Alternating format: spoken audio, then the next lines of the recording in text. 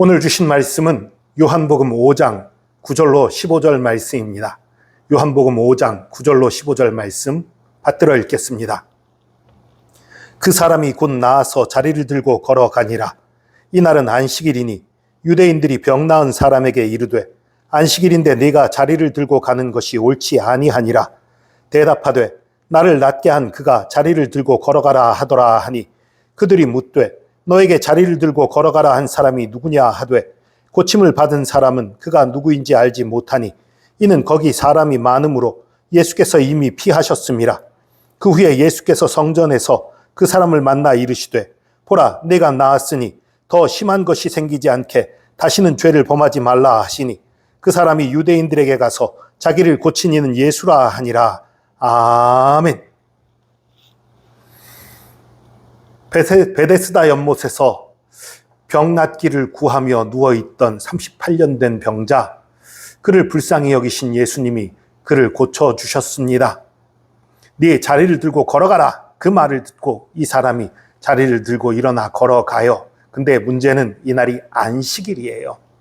유대인들의 율법은 안식일에는 일을 하지 말라는 거지요. 근데 문제는 어디까지가 일이냐? 하지 말아야 될 일이 뭐냐? 밥 먹는 거 일이라고 하면서 안 먹을 수는 없잖냐? 이런 거죠. 그러니까 어디서부터 어디까지 일이라고 정해야 되느냐? 이것 때문에 그 많은 그 랍비들이 여러 가지 유전을 정했어요. 성경에 기록되지 않은 여러 가지를 정했어요. 이건 일이고 이건 일이 아니고. 아주 재미있는 것 중에요. 그들이 정해놓은 것 중에 이런 것도 있어요. 자리를 들 것을 들고 걸어가면 그건 일이니까 죄예요. 근데 들 것에 사람을 태우고 가면 그거는 그 탄 사람에 이용하는 거지 그 들고 가는 사람이 들고 가는 게 아니라고, 일이 아니라는 거예요. 이런 재미있는 것도 있고요. 지금도 이스라엘에서는 안식일만 되면 호텔이나 그 고층 건물들의 엘리베이터가 계속해서 그 오르락내리락 합니다. 모든 층에 서면서요. 이유는 엘리베이터 버튼 누르는 게 일이라는 거예요. 일하면 안 된다는 거예요. 이런 어이없는 규정들도 있어요. 자리를 들고 가는 것, 그것을 일이라고 볼 수 있느냐? 예수님은 그걸 일이라고 안 보신 것 같지요? 어쨌든 이런 율법적인 것에 꽉 막혀 있는 게 유대인들이에요. 정말 하나님의 공의와 사랑, 의 이런 건 생각하지 않고 율법의 작구에 매달리는 게 유대인들이에요. 그래서 이 병 나은 사람이 자리를 들고 걸어가는 것을 보고 너 안식일인데 왜 일해? 하고 따진 거예요. 그러니까 이 사람이 당황해서 말하지요. 내 병을 고쳐준 사람이 들고 가라고 했는데요. 그러니까 와, 너 병 고쳐준 사람, 야 하나님의 사람이구나. 그 누구냐? 이게 아니고 아니 너 병 낫게 했는지 모르겠지만 그 사람 율법 어기게 한 나쁜 사람 아니야. 하나님의 역사는 관심이 없는 거예요. 그 율법 작구 하나하나 이거 어겼다, 곧 지켰다 이것만 따지고 있는 거지요. 그래서 누구냐 하는데 어이없는 일은, 정말 어이없는 일은 이 병 나은 사람이 자신을 고쳐준 사람이 누군지 몰랐다는 사실이에요.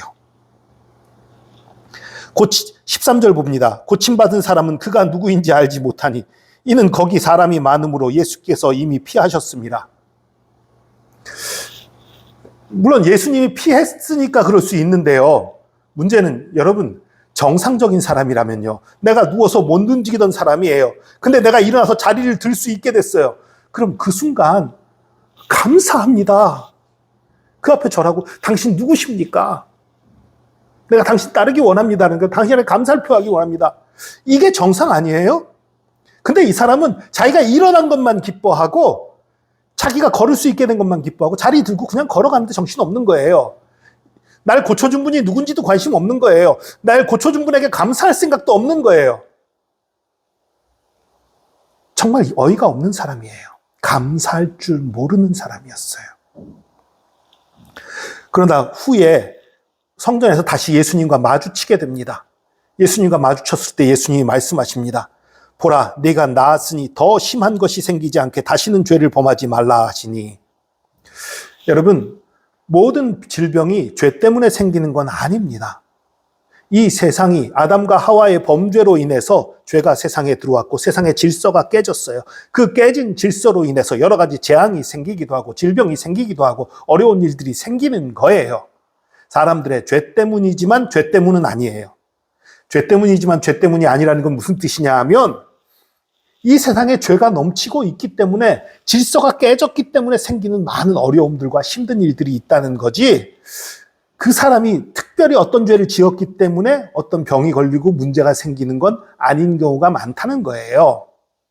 그래서 이 세상에 죄가 들어온 결과이긴 하지만 내가 특별히 누구보다 더 죄를 지어서 내가 특별히 뭔가 잘못해서 그래서 병이 들리는 건 아닌 경우가 대부분이에요, 사실은. 그러나 오늘 말씀처럼 죄 때문에 걸리는 병도 있어요. 때로는 나의 죄 때문에, 나의 잘못 때문에 병이 걸리기도 합니다. 이 사람이 그런 사람이었어요. 자신이 지은 죄로 인해서 병에 걸린 사람이에요. 그러니까 예수님이 고쳐주면서 너 이제는 죄에서 떠나 살아. 이제 좀 정직하고 경건하게 공의와 사랑과 자비를 알고 살아. 이렇게 말씀하시는 거예요. 이 말씀을 듣고 이 사람이 변화됐을까요? 안타깝게도 그렇지 않은 것 같아요. 성경에 오늘 이 15절로 이 사람에 대한 기록은 끝인데, 이 15절의 기록이 무엇입니까? 그 사람이 유대인들에게 가서 자기를 고친 이는 예수라 하니라. 38년이나 정말 시달렸던 그 질병, 그 고통에서 건져준 분인데 그 건져준 분을 유대인들에게 가서 고발한 거예요. 이 사람은 감사할 줄도 모르고요, 은혜도 모르는 사람인 거예요. 이게 얼마나 어이없는 일이에요. 여러분, 그런데요, 가만히 보면요, 사람들이 악인이라고 부르는 사람들, 물론 모든 사람이 죄인이지요. 그런데 모든 사람이 죄인인 가운데서 특히 더 악해 보이는 그런 사람들 보면요, 감사할 줄을 몰라요. 고마움을 몰라요. 자기가 받은 건 당연한 거고 자기한테 없는 것만 원한에 사무치고 불공평하다고 여기고 나쁘다고 여기는 것, 그런 사람들이 악인들의 특징이에요. 하나님의 사람들, 의인들의 특징은 무엇입니까? 내가 없는 것 많아도, 힘든 것 많아도 나에게 조그마한 것이라도 감사할 것이 있을 때, 조그마한 도움이라도 있을 때 그것을 감사하고 고마워하고 은혜를 갚는 그런 사람들이지요. 이 사람은 감사할 줄 모르는 사람이에요. 감사할 줄 모르니까 악인이 된 거예요. 여러분, 감사하는 사람 되시기 바랍니다. 감사할 줄 모르면 불평하고 불만을 말하는 사람이 되다 보면 나도 모르게 내 마음이 악해집니다. 삭막해집니다. 다른 사람에게 해를 입히는 사람이 됩니다. 미워하는 사람이 됩니다. 죄 가운데 머물게 되는 거예요. 그러나 감사가 우리 마음을 지배할 때에 조그마한 일에도 감사할 줄 알고 고마울 줄 알고 보답할 줄 아는 사람이 될 때에 우리가 악에서 떠날 수밖에 없는 거예요. 세상에 나에게 고마운 사람으로 가득 차 있거든요. 하나님의 은혜로 가득 차 있거든요. 그러니까 그 감사 가운데에서 하나님의 길로, 예수 그리스도를 따르는 길로 갈 수밖에 없는 거지요. 그러나 감사에서 떠나면 원망과 시기와 질투만이 넘치면 당연히 그 미움이, 그 쓴뿌리가 악을 행하게 합니다. 더러운 길로 가게 합니다. 여러분, 감사하는 사람이 되시기 바랍니다. 특별히 이제 지금 설 연휴지요. 이 명절 많은 사람들을 만나게 되겠지요. 이 명절 감사하는 명절이 되시기를 바랍니다. 부모님께 감사하고 자녀들에게 감사하고 형제자매에게 감사하고 고마운 여러분들에게 감사하는 그런 시기를 보내시기 바라고, 특별히 하나님의 은혜에 감사하는 명절을 보내는 저와 여러분 되기를 축복합니다. 기도하겠습니다. 주님, 주께서 우리에게 베푸신 것이 너무나 크고 너무나 놀라운데, 우리가 죽을 수밖에 없는 죄인이었는데도 불구하고 예수 그리스도께서 우리 대신 죽으심으로 우리의 모든 죄를 사하시고 우리를 구하신 그 은혜가 너무나 크고 너무나 놀라운데, 우리가 감사할 줄 모르고 고마울 줄 모르고 기뻐할 줄 모를 때가 너무나 많은 것을 고백합니다.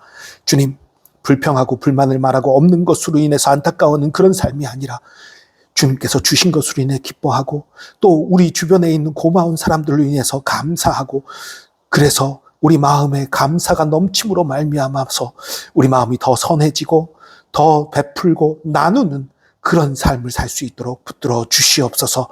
우리의 힘이 되신 주님 찬양합니다. 우리의 왕이 되신 주님 감사합니다. 우리를 살리신 주님 감사합니다. 우리와 함께 하신 주님 감사합니다. 우리의 발걸음을 인도하시는 주님 감사합니다. 감사드리며 예수 그리스도의 이름으로 기도합니다. 아멘.